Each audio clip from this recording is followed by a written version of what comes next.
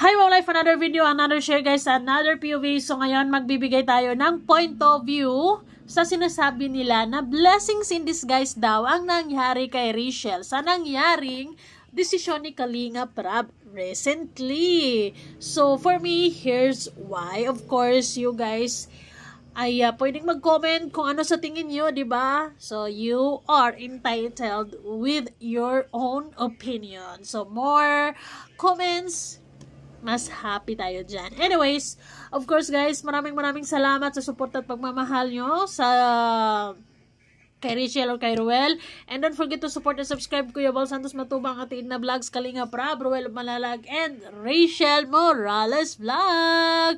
So guys, hopefully, within this month ay makapag 200k na si Rachel. So guys, marami pa rin naging bitter or nalungkot sa nangyaring desisyon ni Kalinga Prab. But then, marami ding mga tao na natuwa at nakita nila yung advantage ng desisyon ni Kalinga Prab. Unang-una dyan, of course, para sa akin, kaya naging blessings in disguise. Yes, naging blessings in disguise naman talaga ang pagtatagpo ni Kalinga Prab at ni Rachel, dahil talaga namang thank you Lord, dahil tinang kilik ng maraming tao, kaya naman hanggang ngayon talaga namang still pinag-uusapan at inain hot issues kumbaga ang nag-iisang Rachel Morales Vlog. Oy, congratulations dahil dyan meron kang jacket.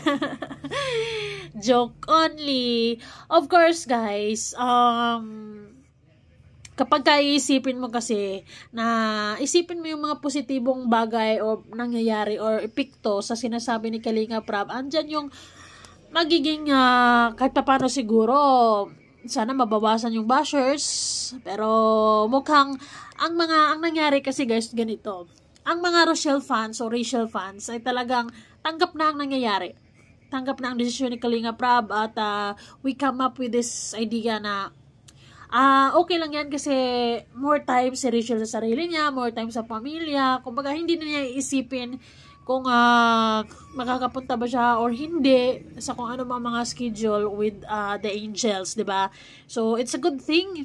Second, of course, makapag-focus na si Rachel sa kanyang pagbablog, sa kanyang pag-feeding at hindi na magagambala yung kung anong mga schedules niya. Actually, it's a mababaw reasons, but then we are trying to think positively out of sa mga nangyayari, di ba?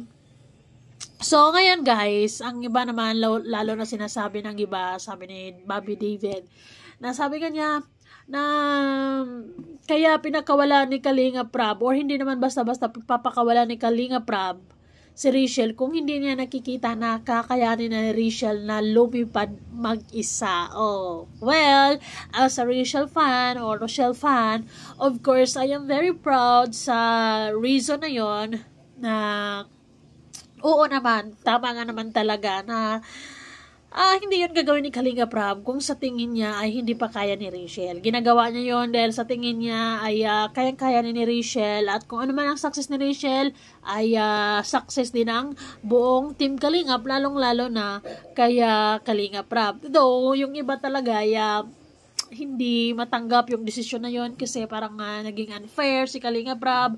Bakit ganito, ganyan? Bakit bigla na lang? Diba? Para daw nabigla lang. But then, ako naman, syempre, sa mundong ito, di ba?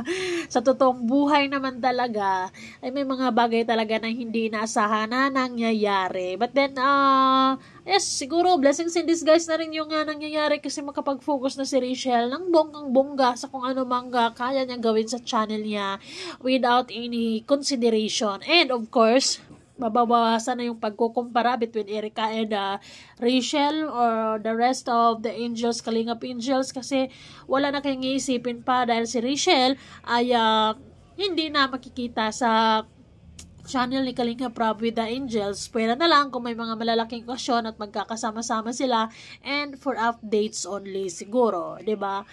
So, for me, that's fair enough, 'di ba? Para sa akin, ibigay din or share the blessings. Kumbaga, ibigay na rin yung ibang pagkakataon sa ibang nangangailangan tulad ng siguro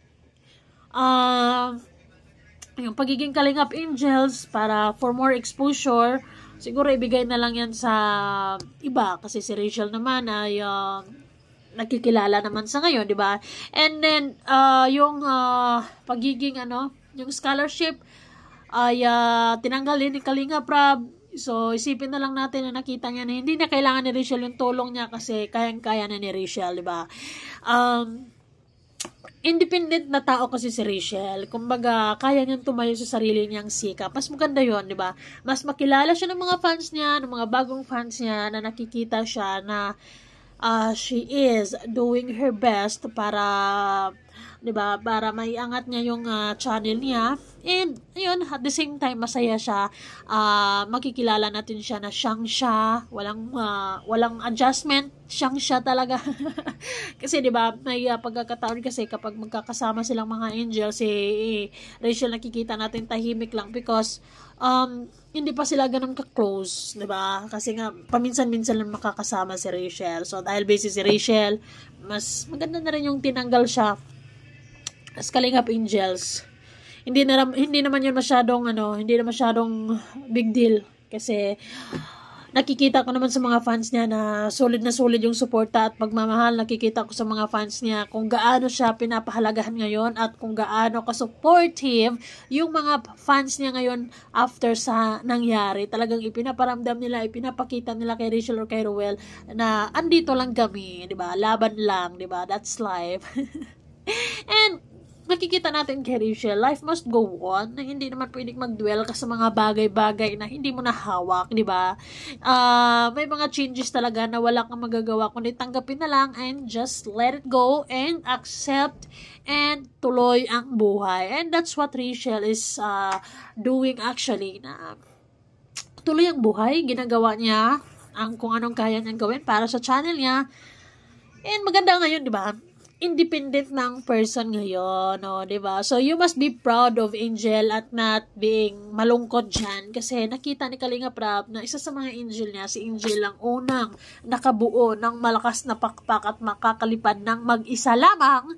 So, isa 'yun sa mga magandang nangyayari sa buhay ni Rachel. Naging blessings in disguise ang mga bagay-bagay na nangyari sa buhay niya. Thank you so much, Lord, at naging parte tayo sa changes ng buhay na ngayon, and I'm so proud, I'm happy na nakilala ko din sila because they are our happy pill, di ba? Inspiration actually, and gusto nating subaybayan kung hanggang sana abot ang kanilang samahan ni Ruel or hanggang sana abot ang pagiging charity vlogger ni Rachel or kung paano niya i-survive ang mga bagay-bagay. Of course, yes, medyo maluwang na ang sitwasyon ng buhay niya ngayon. Hindi na masyadong poproblemahin yung pangulam or mga pagkain kasi nandyan na may nakita na talaga sila.